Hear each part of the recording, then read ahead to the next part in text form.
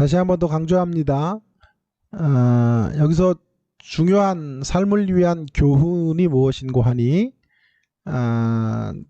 수용과 거절, 순결과 지혜, 매뉴의 거절과 매너 있는 자세를 함께 묵상해야 한다라고 하는 것인데요. 전자만 자꾸 생각을 하면 안 되고요. 그가 선지자적으로 그가 서서 세상에 대하여 한거하는 모습만 다니엘의 모습이 결코 아니에요. 후자가 있었다는 거예요. 제사장은 뭐죠? 끌어안고 고통하며 함께 백성들의 자리에서 아파하는 이러한 모습들이 있잖아요. 그러니까 선지자가 또 강력한 외침을 외치는 사람이라면 제사장은 함께 고통하고 또 그런 삶의 자리 속에서 신음하고 하는 모습들, 이 양면을 같이 가지고 있어야 한다라는 것이죠. 다니엘은 그저 수용만 하지 않았고 거절도 했고 순결과 지혜를 가졌고 왕의 메뉴를 거절했지만 무례하게 하지 않아요. 무례함이 없어요. 기독교의 신앙은 무례함이 없어야 돼요. 무례하지 않게 자신의 입장을 구하고 환관장에게 나아가고 또 환관장이 부리는 사람에게 나아가서 설득하고 예의를 갖추고, 예의요. 예의 얼마나 중요한 것입니까? 여러분의 목회지에서 뭐 때문에 이렇게 힘이 드세요? 예의 없는 사람들, 무례한 인간들 때문이 아니에요? 상식이 통하지 않는 사람들 때문이죠. 그런 사람들이 한두 사람만 있어도 대부분 나를 지지하고 나의 견해, 내 목회를 이렇게 함께 도와줘도 그런 사람이 한둘만, 그 무례한 사람이 한둘만 부서에 있고 재직 가운데 있고 당회에 있으면 목회가 너무너무 힘든 것이죠. 이런 모습들.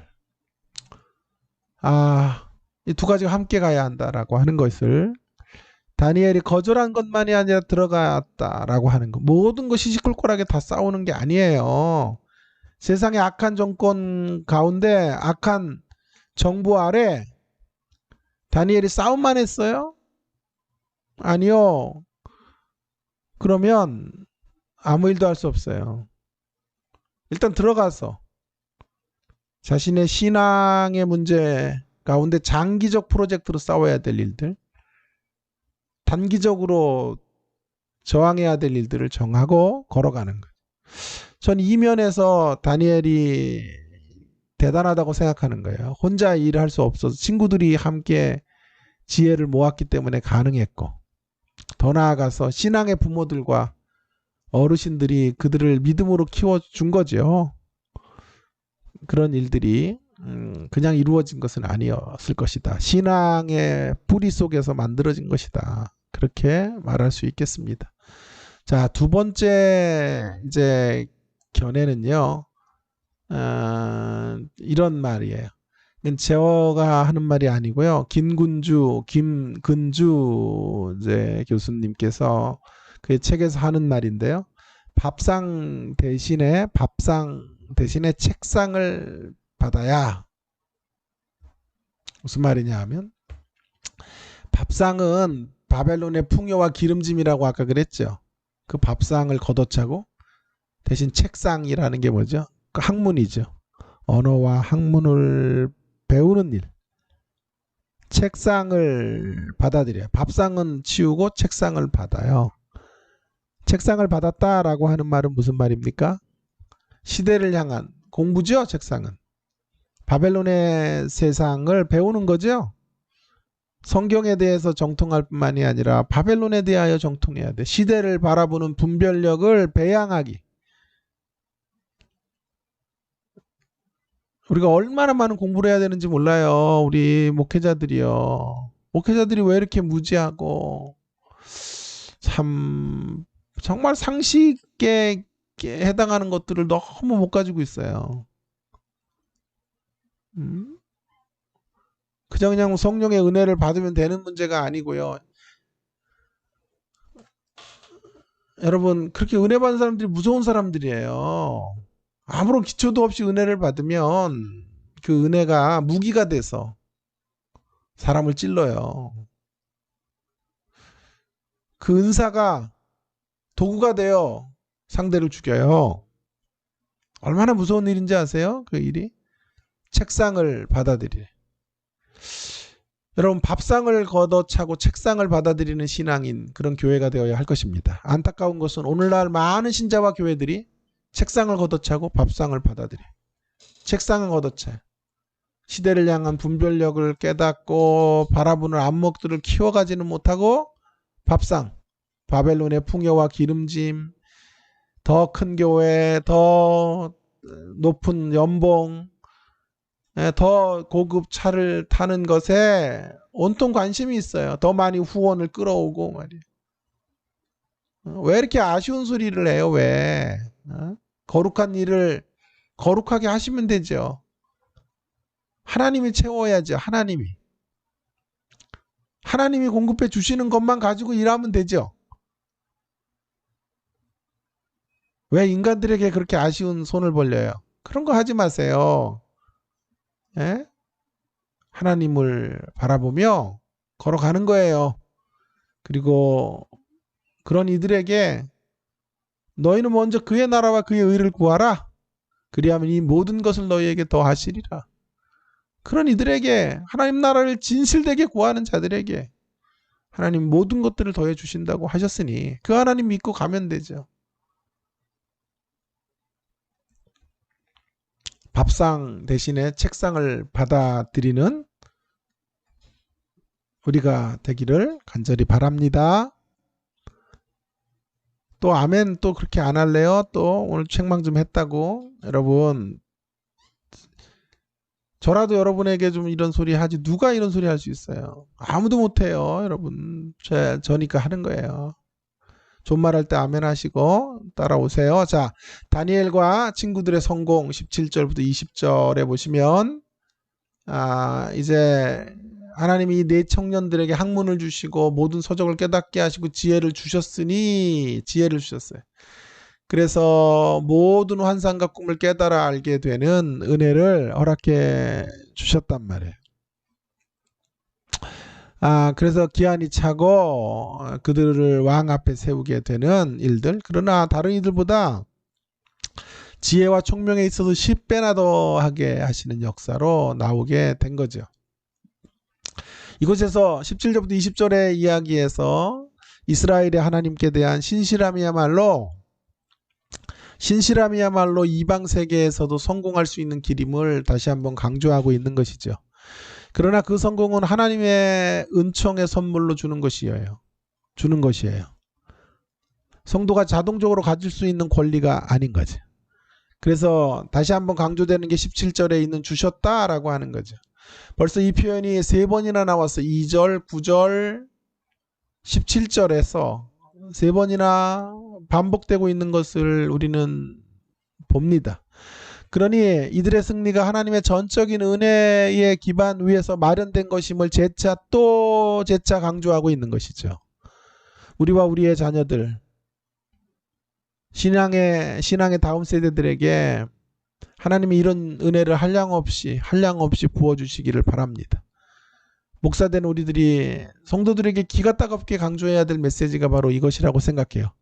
그저 열심히 노력한다고 해서 자녀들이 잘 되는 것이 아니라고 말해야 합니다. 하나님이 복 주셔야 잘 되는 거예요. 하나님의 복 주실 만한 사람이 되어야 한다고 가르치십시다. 하나님의 복을 담을 수 있는 그릇의 축복을, 그 그릇에 복을 쏟아 부으시는 거예요. 그릇을 만들어내는 일을 해야 된다고 말해야 합니다. 그것 없이 그릇이 준비되지 않은 채 복이 구해지고 그리고 실제로 복을 받으면 그 복은 그릇됨이 없으면 찾아온 복은 재앙이 돼요. 파멸의 도구가 되고 말아요. 그래서 그런 그릇 만들기를 계속해서 강조해야 돼요. 그렇다면 하나님께서 다니엘과 친구들에게 주신 것이 무엇일까요? 환상과 꿈을 해석하는 능력이 가장 컸죠. 점성술자들의 그것과는 다른 차원의 하나님의 지혜를 허락해 주시는 거죠. 꿈을 해석하는 지혜를 가진 것으로 보아서 다니엘은 요셉의 이야기와 평행을 이루고 있는 것을 알게 됩니다.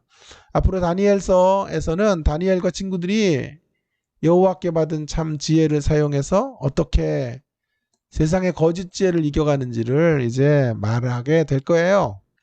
세상에는 온갖 지혜와 학문이 성행하는 듯 하지만 하나님의 지혜가 이 모든 지혜를 상대해서 승리하게 될 것이다 라는 것이죠. 그리고 다니엘이 언제까지 일하냐 하면 고레스 왕 원년까지. 고레스 왕은 키루즈 왕이라고 역사책에는 나오는데, 그러니까 10대에 그가 12, 13세에 포로로 가서 80대, 그때가 한 80대 정도 되었을 것이라고 생각하는데, 그때까지 하나님 앞에 푸르게 쓰였던 사람, 제국보다 오래 남아 살게 된 사람. 더 제국은 왔다가 사라지지만 아무리 무시무시한 권력도 곧 망하게 되겠으나 이 한 사람의 일생은 그보다 더 길었고 더 제국의 멸망에도 불구하고 살아남은 자가 되었다. 그런 이야기를 성경은 하고 있죠. 그래서 그는 바벨론만이 아니라 페르시아 제국의 정치에도 관여했고 실질적인 일인자로 섰어요. 사실 정치인들에 대한 신뢰가 매우 낮은 그런 상황 속에 우리가 놓여져 있는데, 중요한 건 정치를 하느냐 마느냐가 아니고 정치를 어떻게 하느냐에 있을 거예요. 무엇을 하느냐보다 언제나 중요한 건 어떤 사람이 그 일을 하느냐가 중요하더라고요. 아무리 좋은 일을 맡겨놔도 사람이 틀리면 안 되더라고요. 예? 아무리 힘든 곳이라도 사람이 들어가면 되더라고요. 어떤 사람, 좋은 사람들, 신실한 사람들, 예? 학교에서도 마찬가지예요. 진짜 신실한 교수들에게 아무리 이렇게 과목들이 도저히 저런 제목의 과목을 가지고는 뭘 만들 수 없는 그런 과목이라도 신실한 하나님의 종들이 그 과목을 손대면 역사가 이루어져요. 근데 저런 과목은 정말 누가 해도 대박칠 과목인데요. 사람이 좋지 않으면 그런 귀한 과목을 줘도 대박을 못 치고, 아니 아무런 영향력을 끼치지 못해요. 그러므로 어느 곳에서 어떤 일을 하든지 간에 항상 하나님을 향한 깊은 신앙 안에서 최대한 지혜와 겸손을 다하여 서 있는 사람이 될 때 세상 제국 안에서 하나님의 이름과 명예를 드높이는 귀한 사역에 쓰여지게 될 것입니다. 자, 이제 1장의 내용들을 가지고 설교로 좀 접목을 해보겠고요. 특별히 1장 8절과 9절에서 제가 한번 이런 제목을 정해봤어요. 뜻을 정한 인생에 대한 리프렉션, 숙고라고 하는 건데요. 글쎄 모르겠어요. 여러분 아마 이런 식의 관점은 국내 유일하지 않을까? 제가 최초로 한번, 아무도 이런 얘기 안 하니까 제가 한번 해볼게요. 예? 잘났다 이런 얘기 하는 거예요. 예, 죄송해요. 자, 보세요. 늘 성경을 읽을 때 우리가 주의해야 될 것이 있는데, 단편적으로 성경을 바라보지 말아야 될 것을 여러분에게 꼭 주문하고 싶어요. 우리의 삶도 마찬가지예요. 단편적이 되지 말자라고 하는 건데요. 단순한 것은 좋은 거예요. 심플한 거예요. 단순한 건, 심플 라이프는 매우 좋은 거예요. 그러나 단편적인 것은 위험해요. 단순하다라는 것은 무슨 뜻이냐 하면 산만하지 않다는 말이에요. 무언가 집중되어져 있다는 것이 단순하다는 거예요. 그래서 단순하게 우리 여러 가지 일 못하니까 하나에 집중해서 그 일에만 전력하는 거예요. 저 할 줄 아는 게 이거밖에 없어요. 말씀 묵상하고 말씀 전하는 거밖에 없어요. 다른 거 뭐 할 줄 아는 게. 그러니 기계도 못 만져요. 그래가지고 지금 이렇게 막 매주 막 방송에 안 들린다 그러고 이런 거 못해요, 잘. 그래서 괜찮아요. 근데 이제는 좀 배워야 되겠더라고요. 이제 많이 좋아질 거예요, 여러분. 제가 열심히 공부해서 또 하겠지만, 그래서 하나에 집중하는 거. 이런 것들이 심플한 라이프예요. 그러나 단편적인 것은 아주 안 되는 건데요. 단편적인 것은 위험해요. 단편적인 것은 전후좌우로 살피지 못한다는 뜻이에요. 전후좌우를 못 살피면 내가 아는 것 하나 가지고 목숨 건다고요. 내가 아는 지식 그 조그만 지식 하나 가지고 자기의 목숨을 던진다니까요. 순교를 불사하고 나간다니까요. 다니엘서 가운데 가장 유명한 구절은 8절인데 흔히 이렇게 설교하죠. 뜻을 정한 인생이 됩시다. 그렇게 치달아가면 단편적인 읽기. 다니엘이 뜻을 정했듯이 우리도 뜻을 정합시다. 사실 다니엘은 무결점 신앙인이에요. 10대부터 80대까지 행적이 기록되어져 있는데 그에게 어떠한 문제점이나 실수도 기록하고 있지 않는 것을 보게 됩니다. 그러기에 안심하고 다니엘을 추앙하고 높이면 영웅전이에요. 성경은 이런 메시지를 용인하지 않아요. 다니엘이 영웅인 건 맞아요. 그러나 그거보다 더 심도 깊은 메시지를 잡아먹으면서까지 다니엘을 추앙하면 안 돼요. 우리가 추앙해야 될 분은 하나님 한 분밖에 없어요. 예수 그리스도 한 분밖에 없어요. 인물에 고착된 성경 읽기는 우리에게 두 가지 악 영향을 끼치는데, 하나는 성경 인물처럼 살지 못할 때 생기는 쓸데없는 절망의식. 아유, 다니엘은 됐는데 나는 못 산다 라는 것이 도전의식으로 오는 게 아니라 절망이 돼요. 그런 것들이 아주 안 좋은 것이죠. 또 인물처럼 그러면 착한 일을 하고 선행을 하고 뭐 하면 쓸데없는 우월의식을 갖게 되거나 또 정제적 율법적 태도들로 나아가게 되죠. 늘 성경에 하나님의 자기 계심을 한시도 잊지 않고 성경을 대하는 자세가 필요할 것 같아요. 그래서 뜻을 정한 다니엘에 대한 단편적 읽기를 이제 넘어설 때가 되었다라고 제가 한국교회 가운데 처음으로 한번 도전하고 싶어요. 여러분, 제가 계속 강조하지만 잘 오셨어요, 우리 학교에. 저를 만난 것도 복이다 이렇게 생각하세요. 예? 그만합시다. 자, 한번 들어보시고요. 이것이 정말 타당한가 하는 것들을 한번 여러분도 고민해 보세요. 제가 이 원고도 다 넣어드릴 테니까요. 뜻을 정한 다니엘의 모습이 그저 부각되면 다니엘을 추앙하는 메시지로 치달아가게 될 것입니다. 그렇게 되지 않기 위해서 우리가 보려고 하는 것은 뜻을 정한 다니엘에 대한 단편적 읽기를 넘어서 전후좌우 앞뒤를 살피면서 읽어가려는 거예요. 뜻을 정한 다니엘은 중간에 있다고. 중간에. 이게 무슨 말이냐 하면 중간에 위치시켜야 돼요. 중간에 있다는 말은 원인과 결과 사이에 과정에 있다. 다시요. 다니엘이 뜻을 정하는 것은 과정에 있는 이야기. 그러나 그 원인은 어디에 있었을까요? 그 결과는 무엇이었을까요? 이것을 한번 심도 깊게 생각해 볼 필요가 있을 것 같습니다. 먼저 원인이 뭘까요? 원인은 아까 제가 2절, 9절, 17절 성경을 이렇게 잘 주의해야 이런 얘기들이 나올 수 있는데, 원인이 뭐냐면 다니엘이 뜻을 정하는 것보다 중요한 기초는, 원인은 하나님이 뜻을 정하셨기 때문이에요. 이런 말은 처음 들을 거예요. 하나님이 뜻을 정하셨기 때문에. 다니엘이 뜻 정한 것만 생각하지 마시고 하나님이 어떤 뜻을 정하셨을지를 한번 출발점으로 생각해 보는 읽기가 필요해요. 이런 읽기 누구도 얘기 안 한다니까요. 우리 학교 와서 아무한테도 이 방송 내주지 마세요. 네? 여러분 들으시고 여러분만 쓰세요. 함부로 막 저기 하면은요 제가 가만 안 있을 테니까. 자, 근거는 뭐냐면 다니엘이 뜻을 정하는 데 있어서 하나님은 원인 제공을 하고 계심을 놓치지 말아요. 제가 성경을 어떻게 읽고 싶냐 하면 하나님 중심으로 읽고 싶은 사람이에요. 언제나 높여야 될 분은 하나님 한 분이라고요. 하나님의 뜻을 정하신 것이 주제적이고 논리적으로 앞서서 강조되어져야 해야 하는 대목이에요. 자, 2절에서 하나님은 여호야김을 그의 손에 넘기셨죠.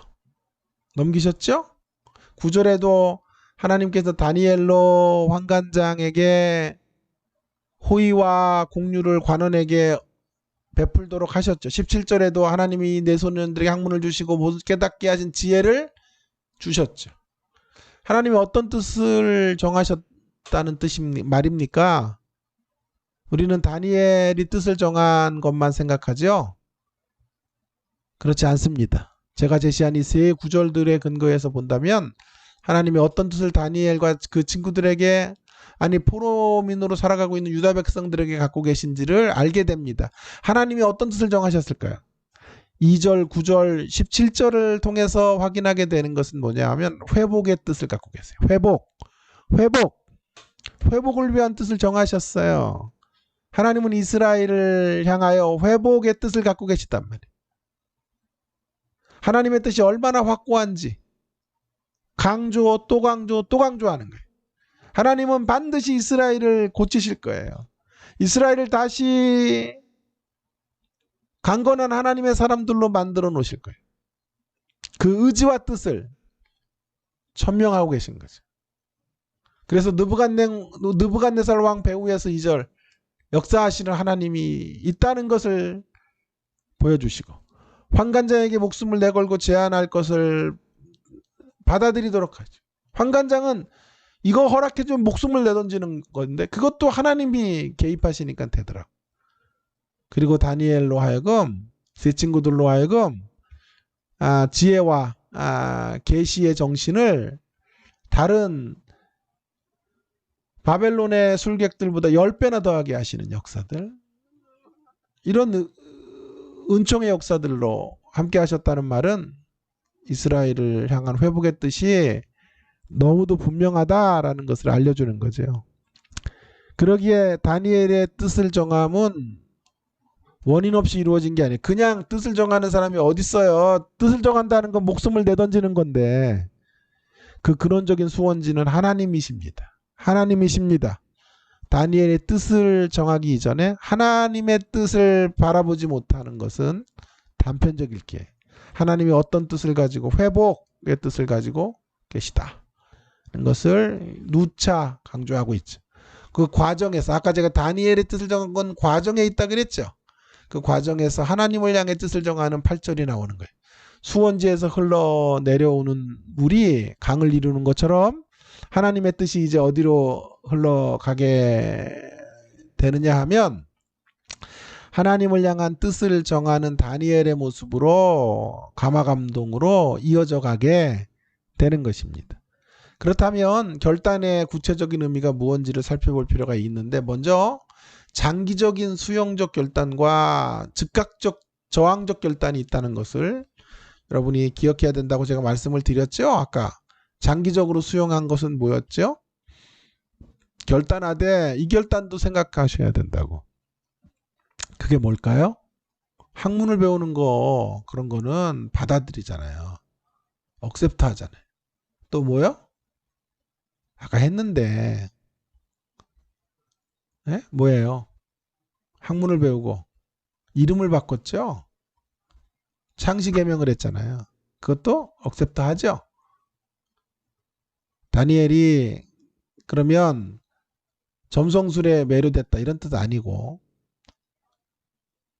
벨신의 가오를 따라 살아가는 이름으로 자기를 생각했다는 뜻이 아니고요. 이런 싸움들을 가지고 소모전을 하면 안 돼요. 그럼 악한 제국 속에 들어가야 될 거 아니에요. 바벨론이 아무리 악해도 그 안에 들어가야 하나님의 역사를 이룰 거 아니에요. 그래서 받아들이는 거예요. 장기적으로 싸워야 될 프로젝트로 정하고 이 문제를 수용하는 거죠.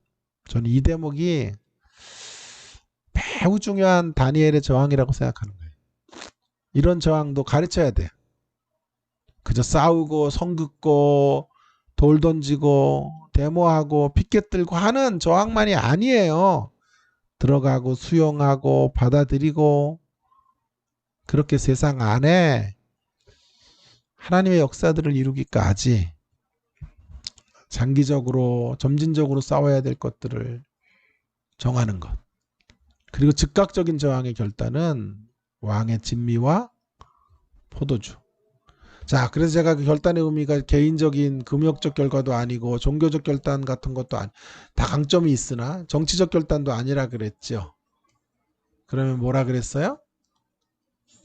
정체성에 대한 결단, 정체성. 내가 누구냐, 나의 아이덴티티에 대한. 근데 이것과 함께 좀 고려해야 될 것이 뭐라고 제가 말씀을 드렸나요? 예?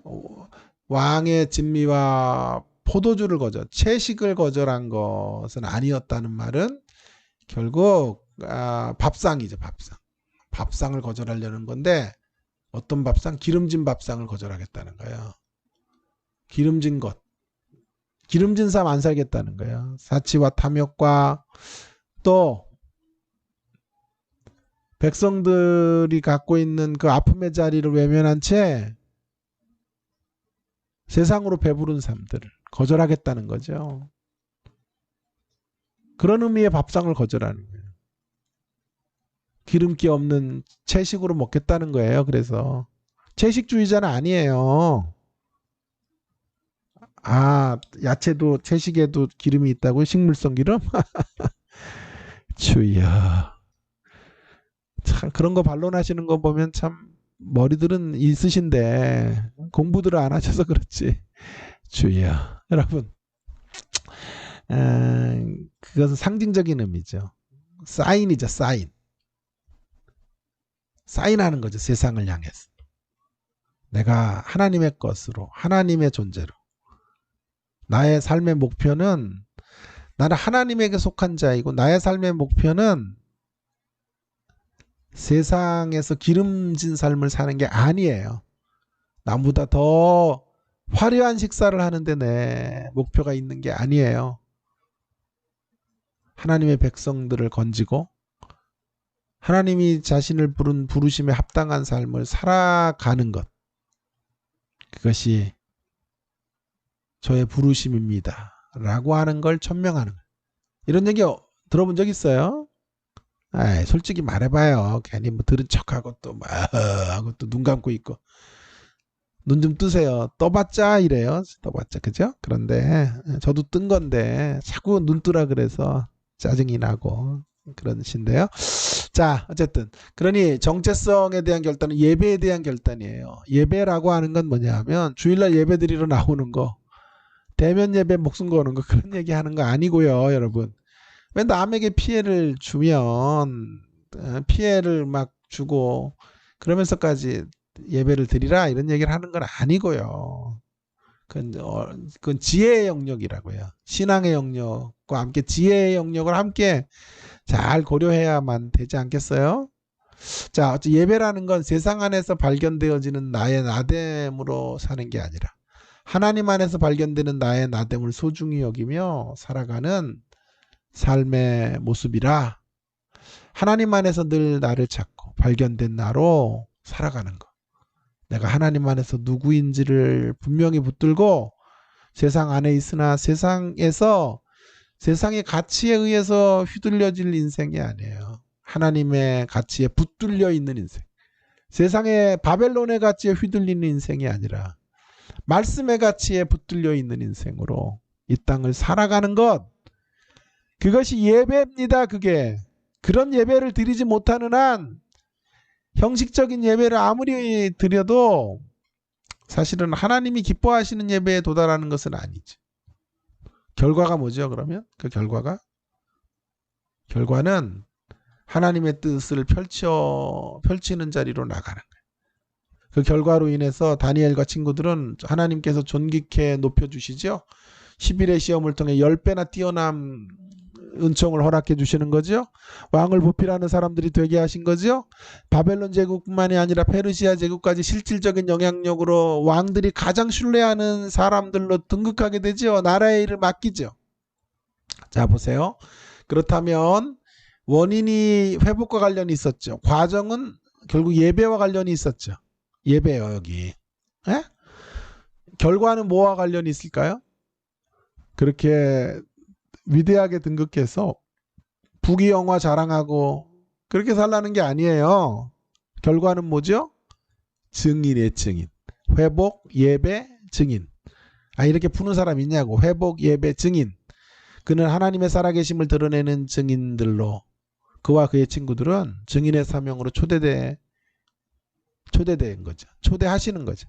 바벨론의 제국을 향해서는 하나님이 얼마나 위대하신 분인지를 입증하고 이스라엘 민족에게는 하나님의 비전을 알려주는 살아있는 통로가 되게 하는 축복의 통로로 하나님이 다니엘을 쓰시는 거죠. 21절이 놀라운 구절인데 그가 세 개의 제국, 바벨론의 제국만이 아니라 메데바사 네 왕을 섬겨요. 느부갓네살, 벨사살, 다리오, 고레스까지 진정한 실력자로 쓰임을 받고 있는 거죠. 여러분, 통로가 되는 삶이 시시하지 않다고요. 이렇게 위대하다고. 통로는 자기가 귀한 거 누리고 흘려보낸다고요. 제국이 바뀌고 제왕들이 변해도 끝까지 생애의 숨결이 다하는 날까지 하나님께서 사용해 주시는 인생의 자리에 서 있게 되는 거죠. 날이 갈수록 더 푸르르고 더 요긴한 자리로 그가 쓰여지게 되고 하나님을 증언하는 위대한 그릇이 되는 것이죠. 그래서 여러분, 영어 이름 별로 아니 그 성경 이름 별로 추천하지 않는데 하나 제가 추천하고 싶은 다니엘이에요. 그래서 저는 다니엘이에요. 다니엘리. 다니엘처럼 되고 싶어요. 최고 악한이 죄송해요. 최고 아주 안 좋은 이름은 데이빗이에요. 다윗인데 다윗은 얼마나 힘들었게요. 매일 쫓겨다니고 광야 생활 10년 넘게 하고 아들이 죽고 뭐 또 아들이 반란을 일으키고 아휴 주여. 이상해서 정리해 보십시다. 뭐가 확인되었습니까?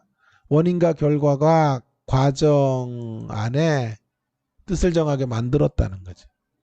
원인이 있고 결과가 사이에 과정이 있었다. 그래서 다니엘의 뜻을 정함이 다니엘 홀로 위대하다는 뜻이 아니에요. 하나님이 시작하시고 마치신 일들 속에 하나님께서 역사하시는 결과로 주어지게 된 것이다. 뜻을 정한 다니엘에 대한 전후좌우 살피는 걸 통해 주시는 이제 메시지를 이제 정리해 볼 필요가 있습니다. 우리 한 방향으로 계속 읽지 말고 산을 올라간다면 여러 방향으로 올라가야 된다고요. 그래서 여기서 발견되는 메시지 두 가지로 정리해 볼까요? 하나님을 통한 동기부여가 중요하다. 동기부여를 받는 거야. 하나님에게 의해서 동기부여가 가능했기 때문에 행동한 것이다. 하나님이 먼저 뜻을 정하시는 것이에요. 하나님 안에서 희망을 본 거죠. 그래서 그 희망이 결단을 만들 수 있었다.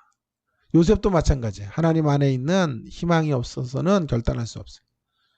그래서 하나님을 마음의 왕자의 자리에서 폐위시키지 말아야 돼요. 폐위시키면 뜻을 정하고 살 수가 없어요. 하나님을 보면 언제나 희망이 있어요. 동기부여가 생겨요. 왜냐하면 하나님은 날마다 우리를 향한 뜻을 정하시는 분이시기 때문이죠. 하나님은 우리의 인생을 부활로 회복으로 이끌어 가실 것이고 새하늘과 새 땅에 이르게 하실 거예요. 그러기에 우리는 주저앉지 말아야 돼요. 그분의 궁극적인 플랜을 붙잡고 그것으로 동기부여를 삼고 일어나시고 언제나 그분 안에서 비전을 말하는 우리가 되기 바랍니다. 비전을 꿈꾸는 우리가 되기를 바랍니다. 내 비전이 무너지고 내 야망이 무너지고 내 꿈이 무너질 때에도 여전히 우리가 포로됨의 자리에 있을지라도 하나님 왕이시라는 사실을 잊지 말기 바랍니다. 이런 동기부여를 받고 살아가는 우리가 되기를 바랍니다. 중요한 건 유다가 망한 것이 아니라 유다에 하나님이 살아계시다 라고 하는 거죠. 중요한 건 인간의 통치가 아니라 인간 왕의 통치가 아니라 만왕의 왕의 통치인 것이죠. 그래서 제가 좋아하는 성경 구절이 이사야 43장 19절이에요. 보라 내가 새 일을 행하리니 이제 나타날 것이라 너희가 그것을 알지 못하겠느냐?